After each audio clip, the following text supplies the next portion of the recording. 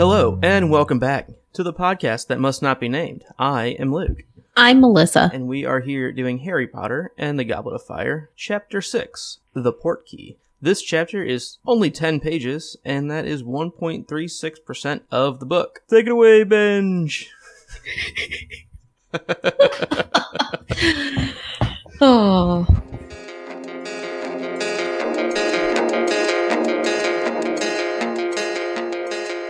Harry is woken very early in the morning by Mrs. Weasley, so Ron, he, Hermione, Ginny, Mr. Weasley, Fred, and George can leave for the World Cup. Percy, Bill, and Charlie will be coming later in the day because they will apparate. The twins say they want to apparate too, however Mr. Weasley tells of a pair just the other day who splinched themselves, leaving body parts behind. On their way out the door, the twins are stopped by Mrs. Weasley, who finds all of their concealed tongue toffees they were trying to smuggle to the match with help of her summoning charm. The twins stomp off in a huff and the rest of the group follow. Harry asks if they're going to be walking to the World Cup, and Mr. Weasley tells him they will be using a portkey at the top of Stokes Head Hill. During their walk, Mr. Weasley explains how difficult it has been setting up a venue for the match and to keep muggles from stumbling upon it. They arrive at the top of the hill and are met by Cedric and Amos Diggory holding a mangly old boot, which is the portkey. Amos gives Harry a bit of trouble that his son was the only one to beat Harry at Quidditch the year before. Cedric shows he has a bit more tact and is modest about this victory. Mr. Weasley warns that it's nearly time that and everyone in the group makes contact with the boot. At the end of the countdown, Harry feels a pull behind his navel, and after a brief journey, hears a voice. 5:07 from Stokes Head Hill.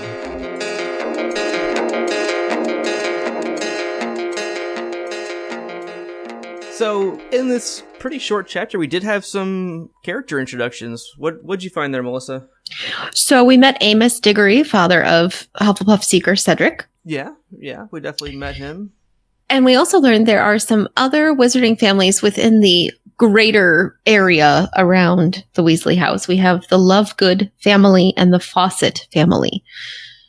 Yep, didn't get much about them other than they wouldn't be going or they were already there. The Lovegoods are there. The Fawcetts could not get tickets. Yeah, reasonable. Sounds like it's a pretty high commodity ticket, so. Apparently. We did have a couple new introductory locations as well. We had the town that's near the Weasley's house of Ottery St. Catchpole. I didn't actually check to make sure that we hadn't seen that before, but I don't think we had. Let me do a real quick search on that. I meant to. I went back and checked a few things. No, we had it in the burrow the first time, or the flying the car from. Yes. So we have had that. I thought we might, but I wanted to just check it. But just in case, because it's that cool, it deserves to be pretended to be introduced twice. It's a good name. I like it. However, there is an actual location that was like for real new. Yeah. What was that place? And that was Stoats Head Hill. So another interestingly named place. Apparently, quite the hike. Yeah. I think we're gonna talk about that. I've got some thoughts on the hike. Yeah. We did get some magicabulary, which was nice. Most of which is related to transportation. Yeah, that's a bit the theme in this chapter. Movement is generally the theme. We have the Department of Magical Transportation. We have portkeys, mode of transportation. Splinching, which is a consequence of bad transportation. Yeah, definitely. And we have the introduction of some kind of charm or whatever that Mrs. Weasley does to get some of the, I'll call it contraband in her eyes from the twins that they were trying to smuggle to the Quidditch World Cup, and that is Accio or Asio or Accio. I've heard it all different ways. I don't remember Axio, I've heard as well. I don't remember what I originally had in my head. I know it's one of the biggest contended, most contentiously pronounced words in the series because it's Accio. Several different ways you can go about it. Well, I believe that I have historically proven my ineptitude at correct pronunciations, so I'm not even going to try. Yeah, we'll just, whatever comes out when talking about it, we'll just go with it. I'm purposely trying to avoid it. That's my goal. Yeah. Not to say that word. Not that it's a bad word. don't know how. And every time I hear it, it sounds a little different from everybody. So I'm just going to say, the charm that Miss Weasley does to get the things flatter starts with an A. Maybe I'll just spell it. There's a similar podcast to ours with it in its name. And we love those girls. It's about politics. You know the one. The first word in their name. Totally roundabout way of not saying Accio or Asio or... Yeah, I don't know. But shout out to that podcast. Yeah. Absolutely. It has a name, unlike ours. But it's a name I won't say. Yes. Ours might not have one, but we just are actively not going to try to even pronounce their name. That's true. But shout out to Aaron and Adri of the Accio Politics podcast. Good stuff.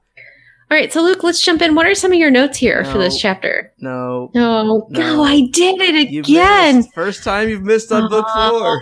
Wrong. I need a buzzer sound for you. Let me flip through my book. So hey, Luke. We do have an illustration at the beginning of this chapter. We tend to have those. Most chapters have them. Whatever. And this is a manky old boot.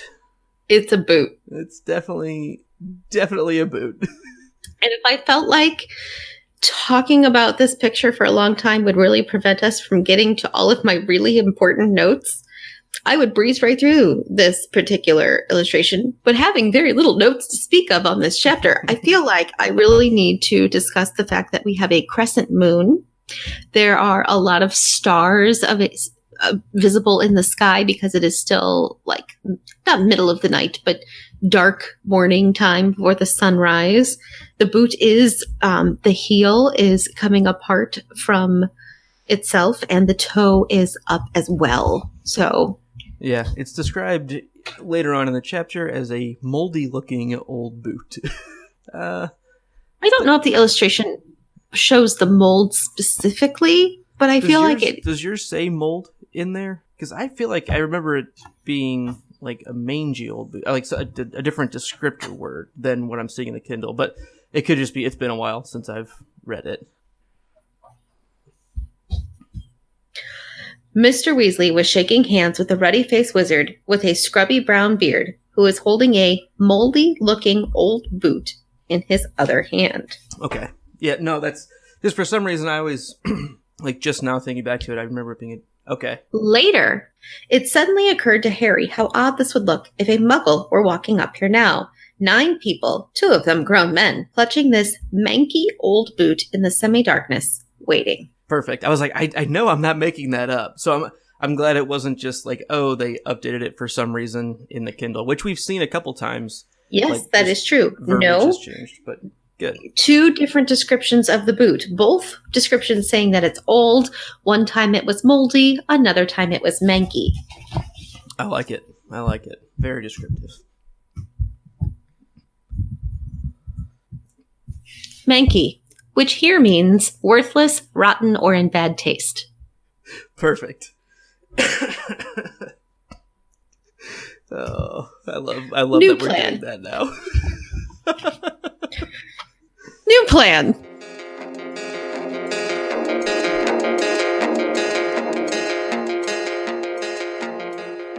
All right, Melissa, let's get into your bevy of notes that you have here. What do you got for us? I have 2. Okay. My first note is off of this quote. The best man won. I'm sure Harry'd say the same thing, wouldn't you? Eh? One falls off his broom, one stays on. You don't need to be a genius to tell which is the better flyer. You know, I'm all for being proud of your children. But I do think Amos Diggory needs to maybe broaden his perspective on that particular event just a tad. I mean, and that is all I will say on the Amos Diggory subject at the moment. I do entirely agree with you. But like you can kind of see like that is something to be pretty proud of. And like, you know, he beat him like regardless of the circumstances, which yeah, he's maybe not listening to the circumstances all that well, which is I think your main point.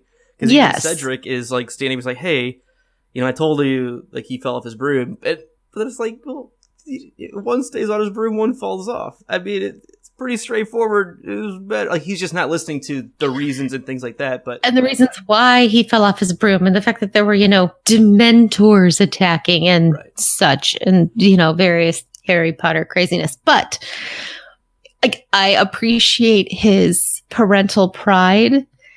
And I mean, it is something that Cedric will be able to look back on in his later life years to be able to say, like, once I beat the famous Harry Potter. Mm-hmm. So sure, that is quite the story for the grandkids, as Amos said. Yeah, fair enough.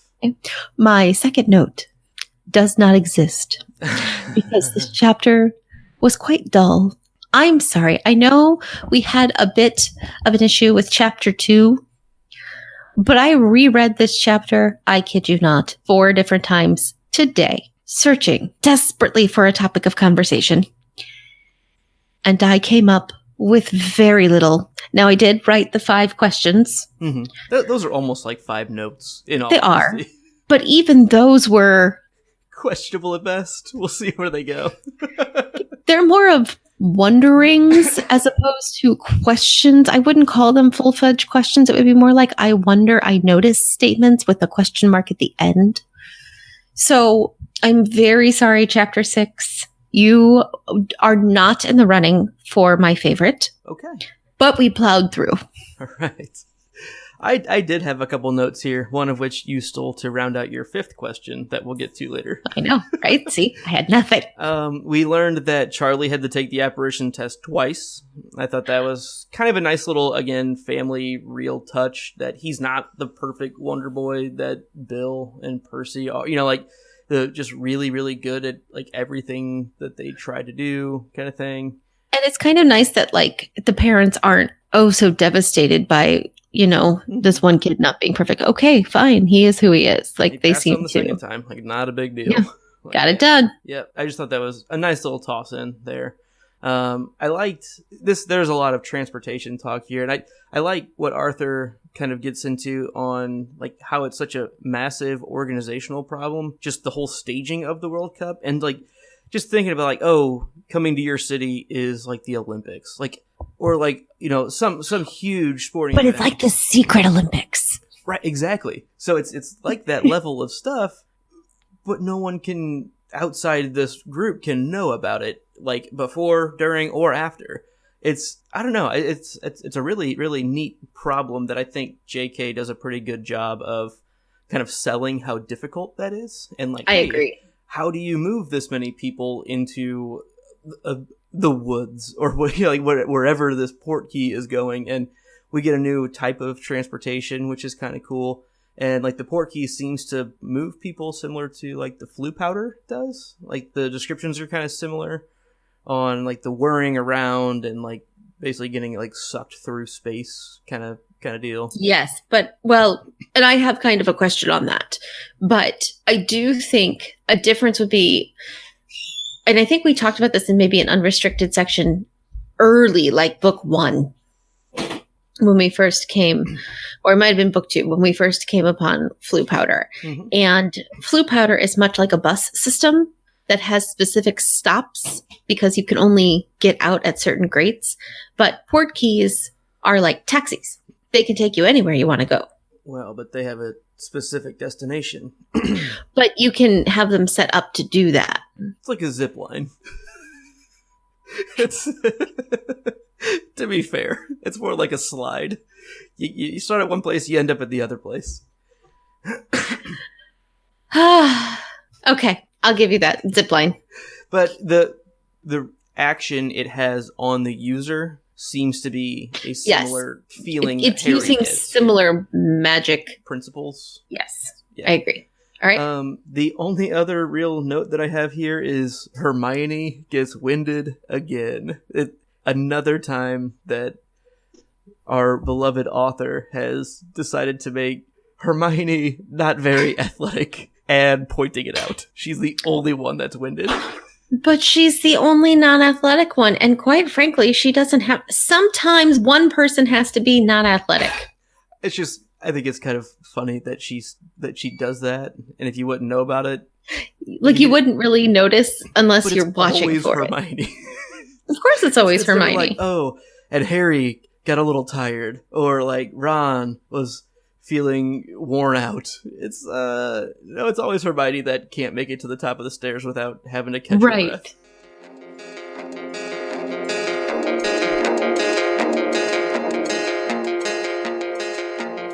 Hey, Melissa. Yes, Lucifer. It's that time for questions. You got any for me? I do. Hey, there we go. Struggle though they were. All right, set them on fire for us. All right, here we go. Question 1. This is my good one. So I'm starting with the bang, and then we're just going to slide downhill from there. Who was right about the Wizard Wheezes going to the World Cup? Mrs. Weasley or the twins? I'm going to side with the twins on this one. I both... It's tough because I see exactly what both sides' points are, and they're both right for themselves, which means there's no real right answer. But I would say for how much she's shut that... Well, I'm not surprised by it. It is a big part of it, but for how much she's really been shutting down, and we've talked about this, shutting down their entrepreneurial spirit a bit, like because she doesn't respect the avenue that they're going, I feel like that's really not that good of a parent move to do. I feel like they could have done a better job of like, hey, being more upfront about doing that and not trying to hide it. So like that's the big problem with what they're doing, is they're trying to smuggle it out of the house as opposed to trying to...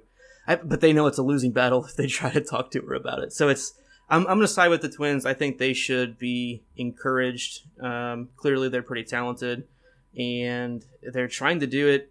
They're trying to build whatever this business or thing is, I think, fairly responsibly. I mean, at least they're trying and working through adversity. What do you think? I think that if I ran a high school debate team, this is exactly the kind of question I would give them. First of all, because it would be hysterical to have like these very serious debate type things over questions like this. So that's really why I asked the question. I don't really have an answer because I can argue both sides. Right. Mrs. Weasley is justified in her worry in that the twins, from her perspective, are being irresponsible by throwing off their education, by focusing on things that are not important to her and to the family, and she thinks to their future. However, the twins are doing something kind of cool. And what a great marketing place to go to the World Cup to try and like sell or even give free samples of like, hey, check this out. Look for us to be coming. So it's like if you have a Harry Potter podcast and you go to a Harry Potter con wearing you give out stickers ask me about my Harry Potter podcast t-shirt. Like, yeah, that's a pretty good place to go try to tell people about what you're doing. Wow, what a very random real world example you have there. I just, it popped right in your head, right? It's a fresh idea. Nice. So I feel like if they had gone to their parents even the summer before last and said, this is the plan. This is what we want to do. Here is how we will continue to work on our studies so that you don't feel like we're blowing off school. But this is the plan we want to follow for our lives. What are the ways you think you can support us in this? And what things can we do to help convince you that this is the right path for us? Because if they have done that, Mrs. Weasley would be completely wrong in this point. Because I think they have all that. They just haven't sat down and done the grown-up adult conversation with the parents about it. Yeah, but everything else they're doing is right.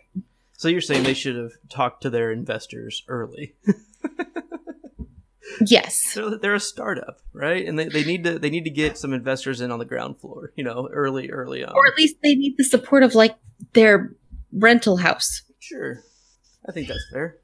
All right. Question 2. Would you rather travel by apparition or a portkey?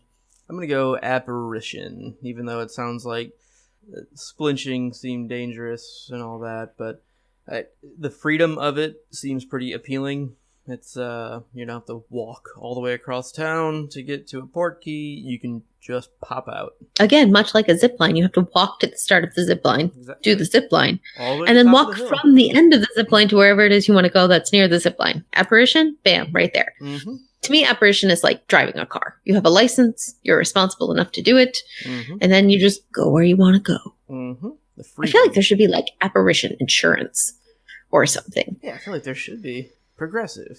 Now, full body coverage. Right? We can replace your missing eyeball. Oh, full body coverage. Come on. That's Aww, I know, it was great. good. Good. Man, who writes these jokes? Oh, I'm happy with that one. That's a good one. That was good. I feel like that's something that you would need to put on a t-shirt that no one would get. We would need to call it not progressive, though. It would need to be like progressive, but with like a magic spin. Okay. So look forward to that coming soon in our T Public store. We are definitely going to make some apparition insurance T-shirts. I feel like there's like an Aflac thing involved, only it's like an owl instead of a duck. Yeah, I think we could. Not to use any brand names. It's a Right. But I'm saying like we could do a play on that and then put an owl that like quacks out the. Mm-hmm. Telling you, full Okay. body coverage, something. Right. We're it's coming. It's coming. All right, question number 3. What random object in your house would you turn into a port key if you had to? Like if you had to have like an emergency port key that was just always a port key to like mom's house or the fire station or just like a get out of jail free card, if you will. What object would it be? I've got it, and I think you'll appreciate this, knowing what house I'm in. I would pull the old hockey stick in the hockey closet downstairs. Yes, that is a good call. That's the same hockey stick that's been in there for probably 25 years, maybe longer, likely longer. Our parents moved into that house 31 years ago. I was 8. Mm-hmm. So, yes, that's a good answer. How about you? Yeah, I've been thinking about this all day. Why not like something that's hanging up really high somewhere? Well, that's like at first, I have next to my fireplace, I have a bucket full of wood logs. Mm-hmm. It is the same bucket of wood logs that have been sitting there for 5.5 years. We don't burn that wood. That's the decorative wood. When we burn things in our fireplace, it's like the garage wood. Nobody touches those. Mm-hmm. But can you imagine if like a little baby niece or nephew goes walking around my house and touches it and poof is gone? Where'd they go? Right. That's So I like make it like the bottom one, so you have to take like 3 or 4 off. they're not stacked up. They're like almost like in a bucket, so they're all standing up That's vertically. right. Yeah, I was thinking more like laying on their sides, stacked. Yep. Yes. No. So I That would be really think funny though. Oh, it's wherever for the washer tournament or a birthday party, and there goes, like the washer tournament when I have 50 some odd people in my house. It's kind of crazy. Yeah. And there goes some random person's kid. And like they're sent to our mom's house who they've never met. Right. Child. That's really Is a funny. child here? What? Mom calls Melissa. It happened again. Again. All right, send her back. So I think. So my kitchen, my cabinets don't go all the way up to my ceiling, and the top of my cabinets are covered in a variety of glass vases. Mm-hmm. But not that I get flowers very often, because flowers are not my favorite thing to get. But when I do get flowers, I only have maybe 2 that I use on a regular basis.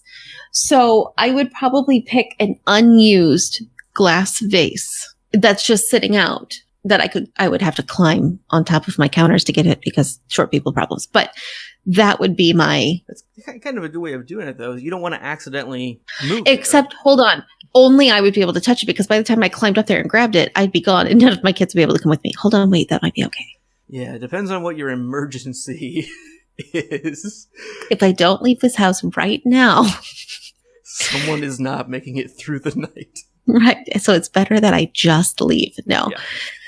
So that or like a picture hanging up on my wall that's been up forever and likely isn't going anywhere anytime soon. Right. And I'd probably pick one that's like in the basement that like has been there forever. Mm-hmm. Or I was something really random. To the up on top of your cabinets, like if it's like in your stairwell, which goes all the way up to floors, if it's like high enough that you can't accidentally touch it or knock it down. Yes, but I also have to be able to get it without scaffolding. Well, yeah. Although if I was magic, I could magic it down. Done. With that fancy little charm that Mrs. Weasley did. Yeah, or just like a baseball.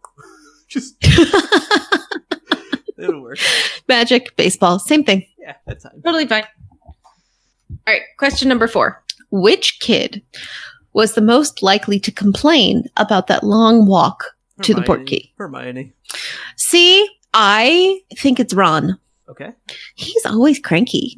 And he tends to be the whiniest of the bunch. Fred and George have each other to keep each other entertained. Ginny doesn't speak. So I agree that Hermione's probably having the most difficult time, but I think Ron is the most vocal. That's fair. But okay.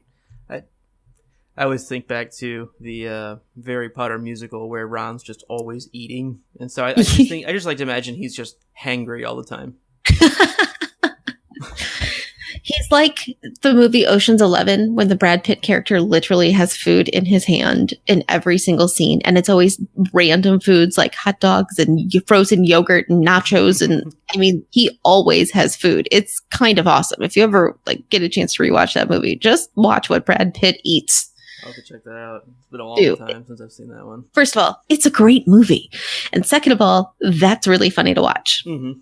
All right, question number 5. It's really your question, but I'm totally taking credit for it. So my question. What are your thoughts on Amos Diggory? I don't know. It definitely is written to make it seem like he's, I don't know if pompous is the right word, but over prideful. And just kind of trying to be a one-upsman on, hey, I don't care that you're the famous Harry Potter. Actually, that's kind of cool because guess what? That makes Cedric look better, that he beat you. And I don't know.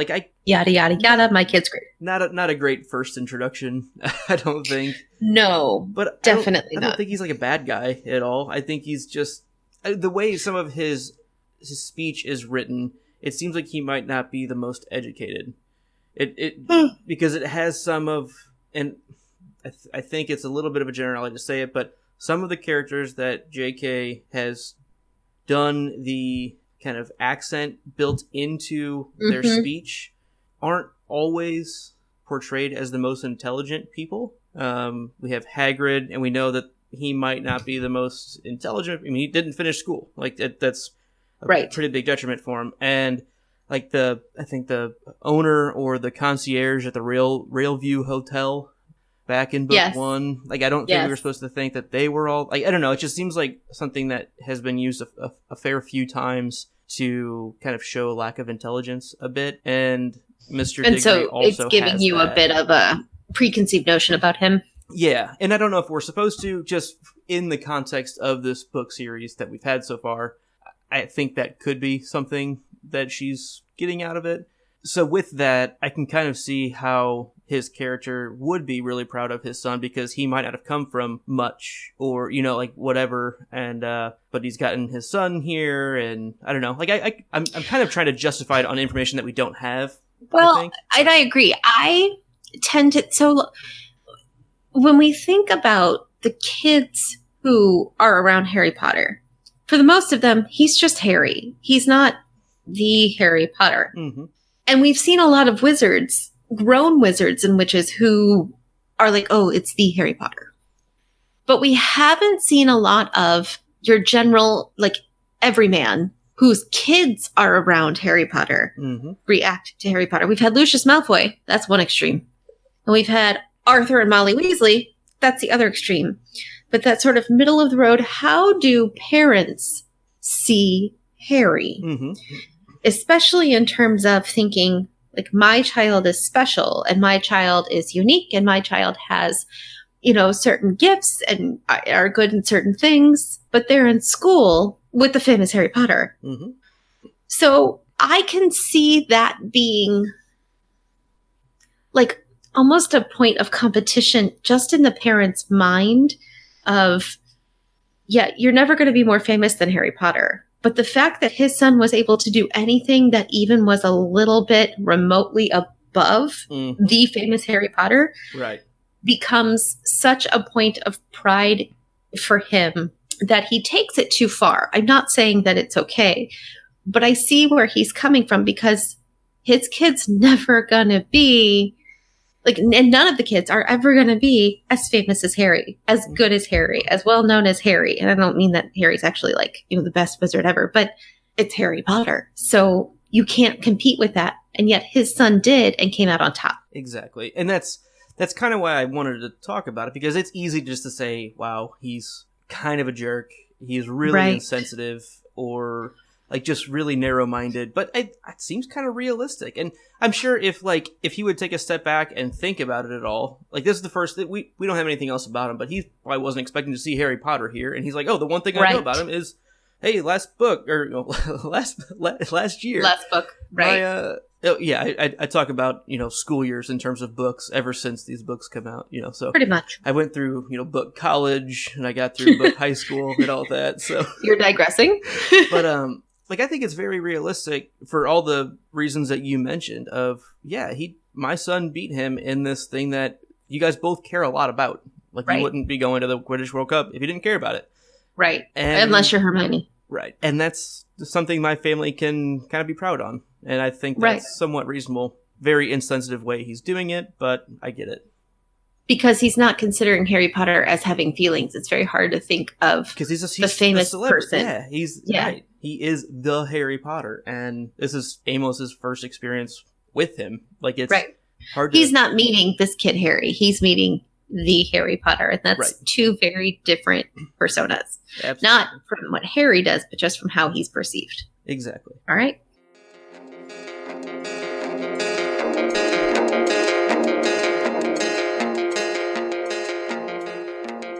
All right, let's get closing up on this chapter. And what were our chapter superlatives? Melissa, what was your favorite line?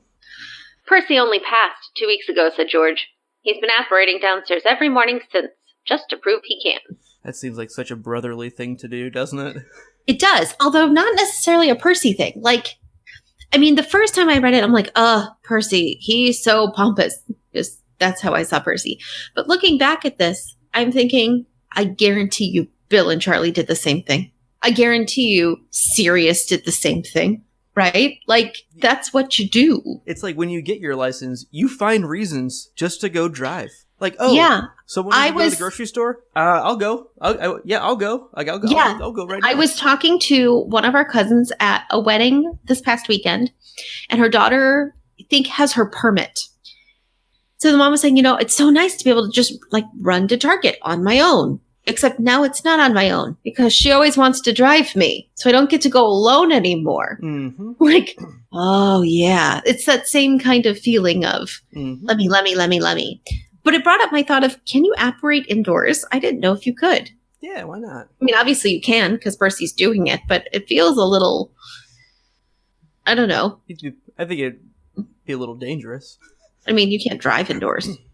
Well, it's not a car, so... But it is like a car. You can go wherever you want, except apparently you can go indoors. Except that it's not. Can you apparate from inside one house to inside a different building? I think if you have permissions to do so, like we keep hearing that you can't operate at Hogwarts or on the grounds of Hogwarts, so I would think there might be some kind of permission thing involved. Okay. Because obviously, like, let's go apparate into the bank vault and then apparate out.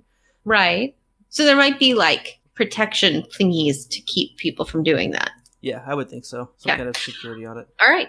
How about yours? What was your favorite line? Kind of goes right along with that, your previous line there. But Charlie had to take the test twice, said Fred, grinning. He failed the first time, apparated 5 miles south of where he meant to, right on top of some poor old dear doing her shopping. Remember? Yes, well, he passed the second time. But I love the idea of Charlie apparating 5 miles south on some poor old deer doing her shopping. And like Fred's talking like that. It's like let's picture Fred saying that because some old deer. Is he really like using those words to describe her, or is that done in like absolute sarcasm, mocking tones? I don't know. Some poor old deer. I just want to hear Fred talk because sometimes. Like, I need tone for him sometimes. Yes.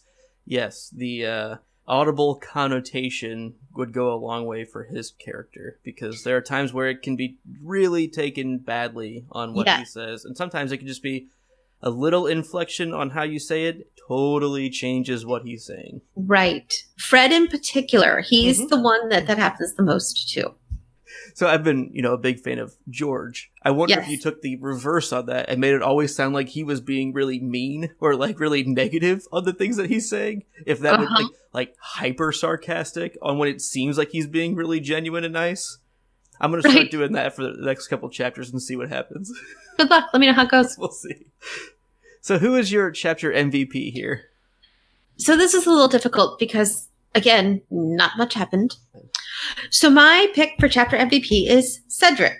Okay. Might seem odd. He didn't do a lot, but I appreciated his reaction to his dad. That he at least had the humility to realize what his dad was doing was, if not outwardly wrong, at least uncomfortable and unnecessary. And to the best of the ability that teenagers can argue with their parents when their parents get on a kick like that, tried to respectfully and kind of let Harry and them know, like, I get it. This is not how I feel, I am in no way affiliated, like the movie production company is no way affiliated with the commentary on this video. That's how I feel like Cedric acted. And I appreciate that. Yeah, no, I think you picked the right MVP this chapter for sure. His humility was very, very well done. It didn't seem like false modesty at all, No. which it easily could come across that way. Again, depending on how he says it. Like, oh, Dad, like, you're not supposed to tell them that I've basically sold this story to you. That no, I think he was genuine and good character moment for him. Not guys, that ain't me. That ain't me. It wasn't me. Yeah, basically. My honorable mention for this chapter is going to be Arthur. Nice. Again, I agree this chapter was kind of difficult. Not a whole lot really happened. I just think he does a good job of finding the manky old boot with the whole group. Didn't lose anyone on the way. He was very good at expositioning. Yes, he was able to give some Wizard World transportation education. I like it. And his conversation. I have no other words that rhyme, so I'm out. Exploration. Anyway. Yeah. Oh, that would be during the Portkey exploration. Exactly. Put it on a shirt.